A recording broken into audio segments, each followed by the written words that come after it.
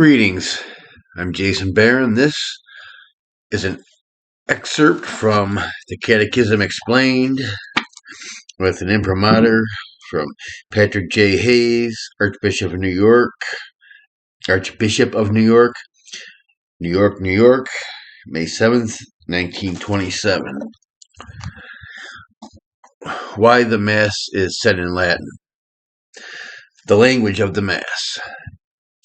In celebrating the holy sacrifice of the Mass, the Church makes use of the Latin language. The Latin language is well adapted for the services of the Church because it is both venerable and mysterious. The Latin language is venerable on account of its origin and its antiquity. It is the language in which the praises of God resounded from the lips of Christians during the first centuries. It is a sublime and solemn thought that the holy sacrifice is now offered in the same language, nay, with the very same words, as it was offered in times long past in the obscurity of the catacombs.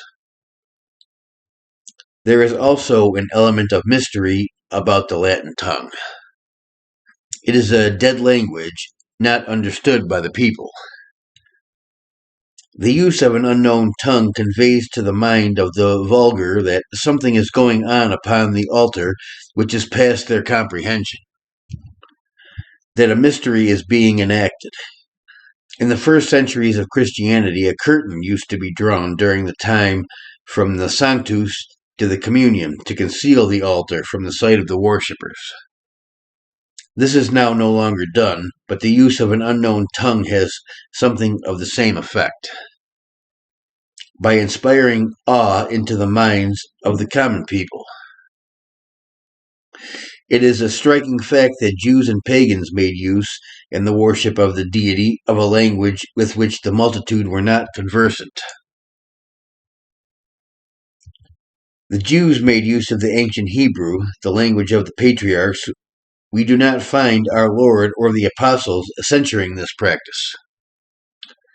The Greek Church, both Orthodox and schismatical, employs the old form of the Greek language for divine service, not that spoken at present. The same language is in use in the Russian, so-called Orthodox Church, not the vernacular, which is a Slavonic dialect. The use of the Latin language in her services is most advantageous for the Church. It serves to maintain her unity and preserve her from many evils. The use of Latin is a means of maintaining unity in the Church as well as uniformity in her services. For the use of one and the same language in Catholic churches all over the surface of the globe is a connecting link binding them to Rome and making one nations which are separated by diversity of tongues. Latin, as the language of the Church, unites all nations, making them members of God's family, of Christ's kingdom. The altar on earth is a type of the heavenly Jerusalem, where a great multitude of all peoples and tongues stand around the throne, praising God.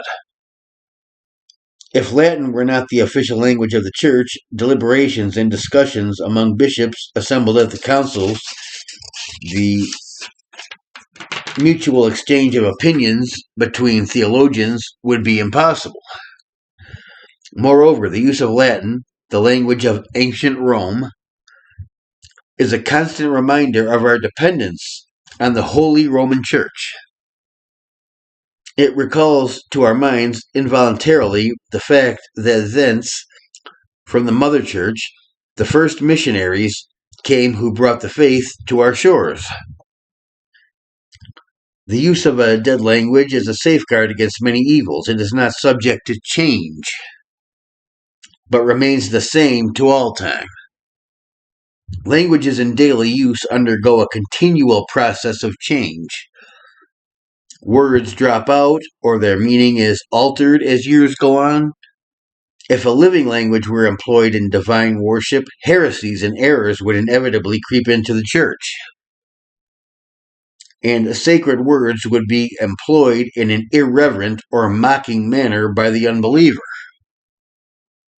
This is prevented by the use of Latin, at any rate as far as the unlearned are concerned. Yet the Church is far from desiring to keep the people in ignorance of the meaning of her religious services. The decrees of the Council of Trent 22:8 strictly enjoin upon priests to explain frequently the mysteries and ceremonies of the Mass to the children in schools and to adults from the pulpit. But as a matter of fact, it is by no means necessary for the people to understand every detail of the ceremonial of the Mass. If, says St. Augustine, there are some present who do not understand what is being said or sung, they know at least that all is said and sung to the glory of God, and that is sufficient for them to join in it devoutly. Moreover, experience teaches that the fact of the prayers being in Latin does not at all hamper or interfere with the devotion of the faithful, or lead them to absent themselves from the services of the Church. Besides, the sermons are always delivered in the vernacular. Again, I'll repeat that. Besides, the sermons are always delivered in the vernacular.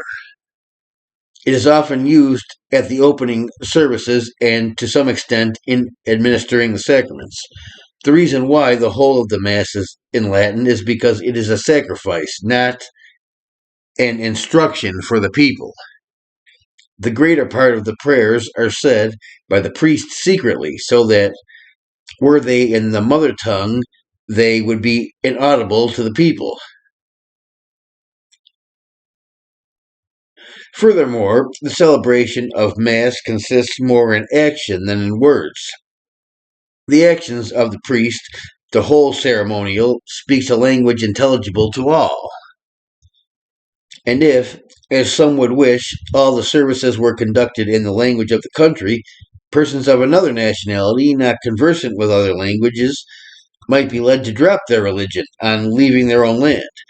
Another evil consequent upon such a change would be a lessening of the respect felt for the holy sacrifice, as was proved at the time of the Reformation, when the prayers of the Mass were, to a great extent, translated into German and English.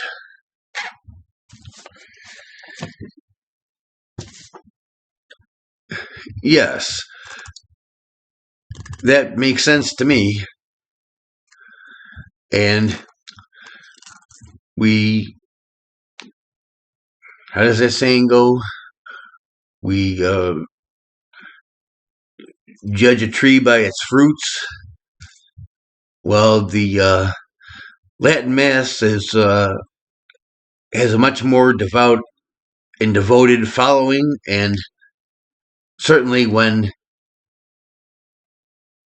the Latin Mass was universal in the Church itself was far more respected among Catholics in general than the Church is today.